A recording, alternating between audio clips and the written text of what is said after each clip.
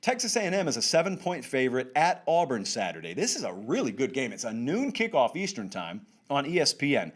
Aggies laying 7, very important. It was a lower number earlier in the week, and then it crept up. This, to me, is probably the sneakiest, best game in the Southeastern Conference since Florida played at Texas A&M. You remember that game. It's very consequential now, as it turns out, but a lot of people weren't paying a whole lot of attention to that game when it first happened. And we were telling you all week, hey, watch. This is a really important game. Watch this game. So this one now, I think a lot more people will have their eyeballs on. Number one, because A&M is right there in the mix of the college football playoff conversation. So you have legitimate college football playoff ramifications in this game. You also have job security ramifications. The heat will be on either coach if they lose this. Not to the same degree. Like the heat that Malzahn could feel if he loses this is a bunch of his fans saying, fire this man. The kind of heat Jimbo would feel was just, man, we got a 15th-year senior quarterback here. We were finally in the playoff mix, and we can't even go on the road and beat Auburn. We hadn't beat him yet, by the way, since you've been here, Coach Fisher. We haven't beat him yet. So how in the world are we going to get it done in the future if we can't get it done when Auburn's terrible and we're sitting there top 5? That's the kind of heat he would feel. Auburn can win this game. Make no mistake about it. I'm going to give you the path for Auburn to win this thing. They can win it because they can limit Isaiah Spiller. Texas A&M's got to be able to run the ball. It's even more imperative for them to do it than all these other teams that are sitting there in the top 4. Like Alabama could have 93 yards rushing and still rip you to pieces. Ohio State can do the same thing. A&M cannot do that. They're not that kind of team. Florida could do it. A&M cannot do that. They got to be able to run the ball. Now, Isaiah Spiller, who is the feature tailback for them, has 2 games this year, by my count, where he's been held under 100 total yards. That's not the end-all, be-all, but just broad strokes purposes.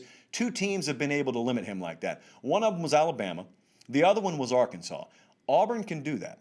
Auburn possesses the potential to be able to do that. They are not defensively up front what they normally are, but they still possess the ability to limit a team that they don't have to worry about stretching them vertically, like Alabama, for example, last week. Last week they had no answer for Alabama. A&M's not Alabama. Now, Alabama, by the way, totally shut down that game, and it got kind of sideways. I don't think this game ends up getting sideways like that. The offensive line, when you look at Texas A&M's strengths, weaknesses, the offensive line is still decidedly one of, if not maybe the biggest strengths of this team. There's an interesting stat right now, though, that I was reading, I think over on Auburn Undercover earlier today, and it's this. You know, they haven't given up many tackles for loss. They haven't given up many quarterback pressures, many sacks at all. But a quarter, 25% of the tackles for loss that A&M offensive line has given up this whole year, they gave up last week. So if you want to go recency bias, they're on a terrible streak right now. They're on a terrible run. LSU they may not be able to do a whole lot. They can get pressure on the quarterback. They can get pressure on the quarterback better than Auburn can. Auburn's pass rush has been a notch or 2 down this year. And so if I'm looking for the path for A&M, the path is this. Assume, just for a moment, that you're not going to get the same pass rush effectiveness, down in, down out, this week against Auburn as LSU was able to get against you. You've also, for whatever it matters, knocked any kind of residual rust off that you had going into last week after you hadn't played for several weeks. So you have that. Auburn's pass rush probably not going to affect you and impact you. And Kellen Mond, therefore, will probably be in a much better position to make things happen in the passing game. Now, this is not a Heisman contending type quarterback. He never has been. He doesn't possess that kind of skill set. But he was playing his best football that he's played in his entire career over a string of weeks going into this extended bye period they had. So he comes out of that.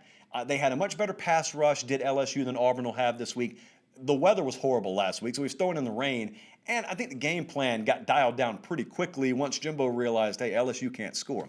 So less pass rush, less rain. I think you get better production from Kellen Mond this week. Probably not 455 yards through the air or anything like that, but I think he'll be a lot better.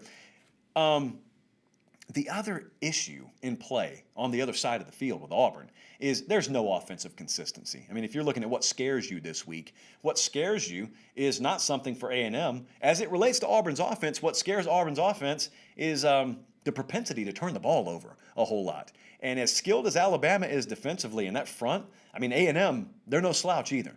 So they are going to consistently get after Bo Nix. They're going to consistently take advantage of an inferior Auburn offensive line this year. Healthy or not, that's been a pretty inferior unit relative to the rest of the league. And so here's the problem. You remember last week when you were watching the Iron Bowl, and even when Auburn had success, it felt like a miracle. Anytime they converted a first down, that's kind of the way I see this game playing out. It's Auburn able to move the ball some. They may even sustain a couple of drives, but it's a bunch of that Bo Nix flush from the pocket, initial play breaks down. He's got to take it upon himself to just make things happen improv style. And he'll be able to do it some. I'm not telling you he won't. In fact, quite the opposite. I'm telling you he will. That's how Auburn's going to score some. That's why A&M's going to have to get on the board themselves. Therefore, Kellen Mond's going to have to get it done. But the point is, there will be no consistency. There will be a high propensity to turn the ball over again this week from Auburn's offense because yet again this week, they have no other option. They are going to have to put Bo Nix in a position to take risk. They're going to have to take inordinate amounts of risk to win this game. So, Colin, let's take a look at the game capsule and let's see what the model thinks versus what Vegas thinks versus what I think. The Vegas number right now is A&M -7. This has gone past our number because our in-house model here has Texas A&M -6. So I've kind of had a feel on this game all week.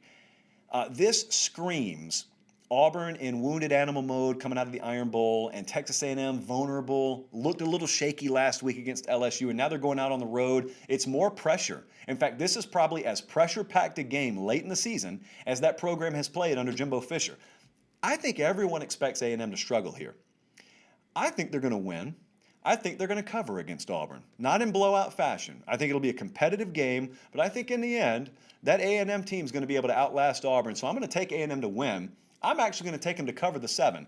It's certainly not anything I'm placing a wager on, but I am going to pick A&M to win and cover.